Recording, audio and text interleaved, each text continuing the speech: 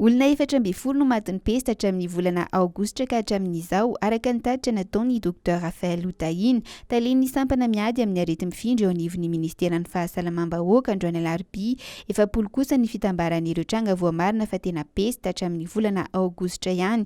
Raha ny fanazavan'ny Dr Vaovao dia ny enina isan'ireo olona narary ny pesta raha oharina tamin'ny vanim-potoanan'ny pesta 20 sy 20 ka hatramin'ny 20 sy 20 satria 7 no olona voa ary 20 ny olona maty nanomboka ny volana Aogositra 20 sy 20 ka hatramin'ny Febroary 20 sy 20.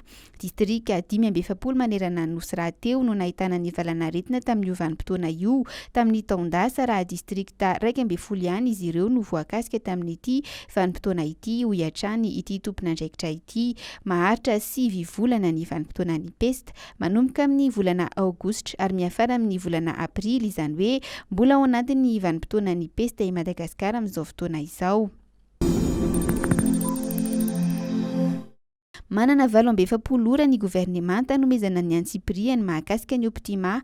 Izy fivoriana tokony anoloran'ny governemanta malagasy sy ny jirama ny andinidininy mahakasika ny fanamboarana heveriny entina amin'ilay fomba fikajiana vidin-jiro vaovao amin'ny zoma ho avy izao raha tsy misy ny fiovana. Izany hoe manana 70 ora ny fitondram-panjakana amaritana hoe hatramin'ny oviana no hotazomina ilay fanamboarana indray ny vidin-jiro nasaina nataon'ny jirama mba hampiena ny faktura alohan'ny mpanjifa. Tsy nanaiky ny fanitsiana ny vidin'ny herinaratra efa ny fanarahana hatramin'ny Jolay 20 sy 20 ny governemanta rehefa nisy ny fampiarana izany tamin'ny volana Janoary teo ka niteny tamin'ny jirama ny anamboarana izany vidin-jiro izany.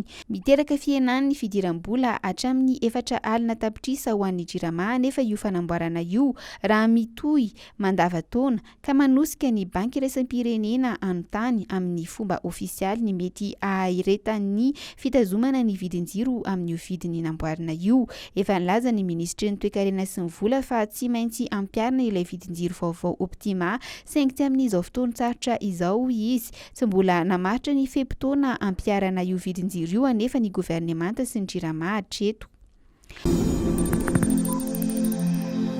Olona enina no nambaran'ny zandarmaria fa nosamborina taorian'ilay hain-trano nahafatesana sivy mianaka tany amin'ny tanànan'ny Vohimary distrikan'ny Betroka tamin'ny alahady lasa teo. Raha ny nambaran'ny jeneraly Njatoarisoa Andrianjanaka komandan'ny zandarmaria pirenena dia resaka tany no nahatonga ireto voarohirohy ireto andoro ilay trano. Misy tsy mahatsapa ny fahamasinan'ny ain'ny malagasy sasany hoy ity manamboninaitra jeneraly ity nandritra ny fiaonan'ny emonata tamin'ny mpanao gazety androany alarobia.